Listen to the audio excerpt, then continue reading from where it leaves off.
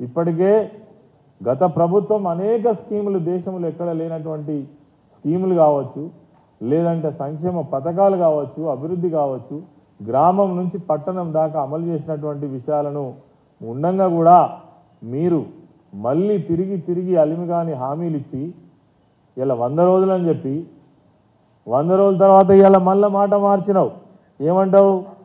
ఇలా కేంద్రంలో కాంగ్రెస్ ప్రభుత్వం అధికారంలోకి వస్తే తప్ప ఈ 6 హామీలు మేము అమలు చేయలేమని మళ్ళా మాట తప్పే ప్రయత్నం చేస్తున్నావు. అంటే ఖచ్చితంగా మళ్ళొక్కసారి ప్రజలను మోసం చేయడం కోసం సిద్ధమైందని రేవంత్ రెడ్డి ఖచ్చితంగా కనబడతాను.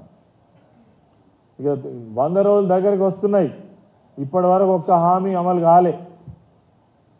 రైతులు చాలా తీవ్రమైనటువంటి ఆందోళన ఉన్నారు. చెర్లల్లో నీళ్లు లేవు, కాలువలలో నీళ్లు వస్తలేవు, యూరియా షార్టేజ్ ఉన్నది, కరెంటు కోతలు మొదలైనాయి. మీరు ఇస్తానన్నటువంటి 4000 పెన్షన్ ఏదైతే ఉన్నదో నెల ఆఖరికి 2000 పెన్షన్ ఇచ్చి చేతులు దులుపుకున్నారు. ఇక ఇలా 31వ తారీఖు ఈ అంటే ఈ ఫిబ్రవరి 1st వీక్లో మరి 4000 పెన్షన్ వేస్తారా వేయరా?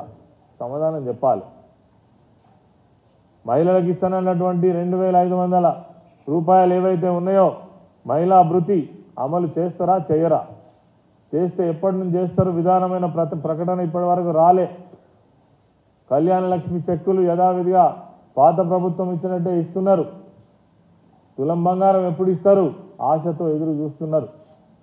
రైతులు నీళ్ల కోసం చూస్తున్నారు. వీటన్నిటికీ ఒక పరిష్కారం చెప్పేటువంటి ప్రయత్నం చేయకుండా వీటన్నిటి నుంచి తప్పించుకొని రేపో మావో మళ్ళీ పార్లమెంటుకి ఎన్నికలకు నోటిఫికేషన్ వస్తే మళ్ళీ 3 నెలలు ఎగ్జామ్షన్ తీసుకొని పార్లమెంట్ ఎన్నికల్లో కూడా లబ్ధి పొందాలనేటువంటి ప్రయత్నం కొట్టొచ్చినట్టుగా కనబడతా ఉన్నది. దీన్ని తెలంగాణ ప్రజలు, తెలంగాణ రైతాంగం అర్థం చేసుకోవాలని కోరుతా ఉన్నాం.